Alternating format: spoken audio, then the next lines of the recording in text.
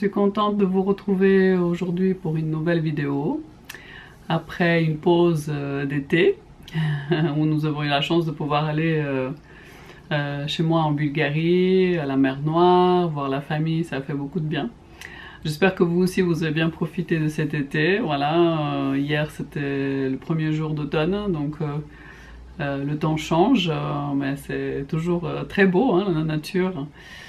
Donc apprécions chaque saison, malgré le fait que je préfère la chaleur et le soleil. Donc aujourd'hui on revient avec deux recettes qui sont comme toujours assez simples et qu'on a beaucoup aimé ces derniers temps. Je suis contente de vous les partager, j'espère que vous les aimez.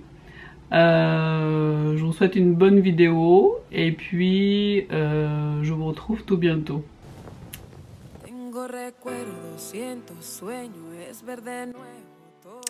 Bonjour à tous, aujourd'hui nous revenons avec deux nouvelles recettes.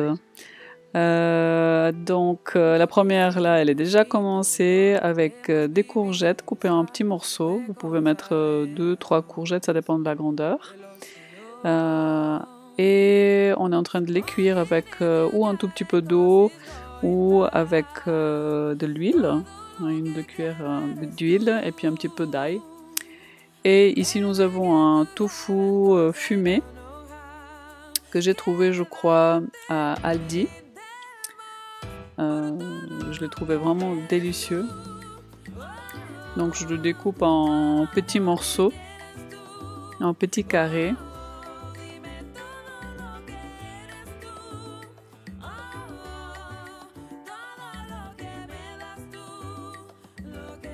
Nous avons ajouté le tofu aux courgettes pour le cuire un tout petit peu.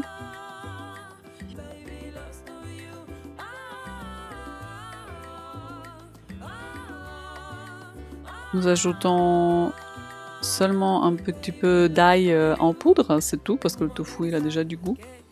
Et ici, comme vous avez vu tout à l'heure, il y avait déjà les pommes de terre qui étaient en train de cuire dans de l'eau avec du bouillon de légumes.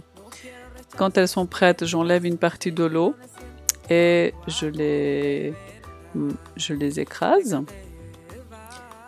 Je rajoute un peu du bouillon dans lequel elles ont cuit.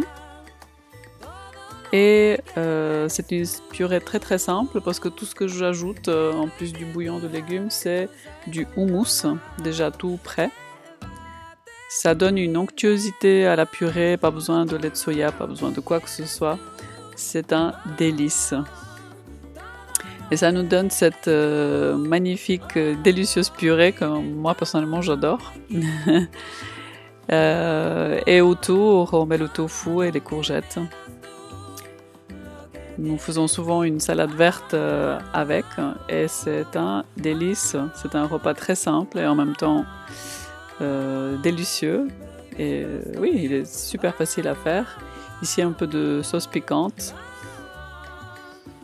et un peu de verdure bien sûr. Ici des épinards, des pousses d'épinards. Et comme vous le savez, j'adore ajouter du citron partout, donc un peu de jus de citron aussi. Et nous allons continuer avec la deuxième recette. Ici, je vous montre une manière dont j'ai appris d'une mamma italienne de faire cuire l'ail. Je l'écrase avec un grand couteau. Ainsi, on enlève facilement la peau et ça multiplie les saveurs de l'ail. Je le cuis dans un tout petit peu d'huile. Et nous allons ajouter des champignons avec tout ça. En les découpant en fines tranches. Et en les cuisant un petit moment avec l'ail. Et nous allons ajouter ici de la verdure. C'est un légume que je voulais goûter. Ici c'est marqué mangold, mais c'est de la bête ou les blettes. Il y a différents noms. mais c'est un légume vert qui est délicieux, qu'on peut manger cru ou cuit. Et ici, on a voulu le cuire avec les champignons. C'est un peu comme les épinards, mais c'est un goût un petit peu différent. Et en même temps que ça cuit, on met de l'eau avec du bouillon de légumes dans lequel on va mettre des lentilles roses. J'aime beaucoup ces lentilles parce qu'elles sont beaucoup plus faciles à cuire, elles sont beaucoup plus douces. Je trouve qu'elles sont plus faciles à digérer. Souvent, je les fais tremper en avance, mais là, je n'avais pas fait. Et avec tout ça, on va mettre des gnocchis. Donc, quand nos légumes et champignons, nos champignons sont presque prêts, j'ai ajouté les gnocchis.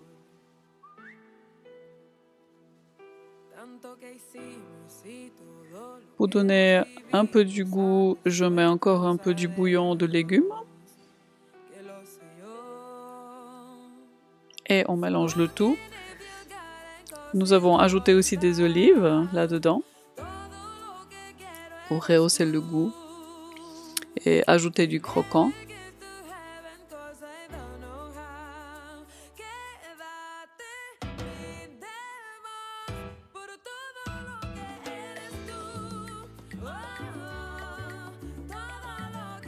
Et nous avons ajouté une sauce tomate.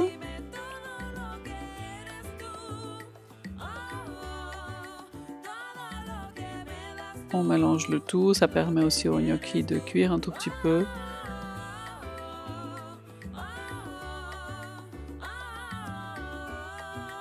La sauce. Ici, on a préparé du tarator ou tzatziki, on appelle ça en grec. C'est un plat qu'on mange beaucoup en Bulgarie chez moi et que je pensais que je pourrais plus manger, mais grâce au yogourt de soya, c'est possible de nouveau. Donc du concombre coupé en petits morceaux, comme vous avez vu. Il n'y a pas besoin que ce soit des morceaux tout réguliers. On rajoute de l'ail, ou de l'ail frais, ou de l'ail en poudre comme ici. On rajoute du sel. Aussi de la nette. L'idéal c'est qu'elle soit fraîche. Ici j'avais de la sécher. Ça donne un goût délicieux. Vous pouvez même rajouter des noix dedans. Et un peu d'huile d'olive. On mélange le tout. Et ici je rajoute un yogourt nature de soya. Et franchement, je peux vous dire que c'est difficile de sentir, de goûter la différence entre ce plat-là et l'autre qui est fait avec du yogourt fait de lait de vache. C'est vraiment impressionnant, hein. Donc voilà le résultat final. Notre plat de gnocchi aux légumes et champignons. Les lentilles qui sont vraiment délicieuses et à côté le tarator comme on dit en bulgare ou le tzatziki, je crois on dit en grec. Voilà, c'est tout pour aujourd'hui. Merci d'avoir été là. J'espère que ces recettes vont vous plaire. Venez nous voir sur Ed & Grace Vegan sur Instagram ou edandgrace.ch. À bientôt!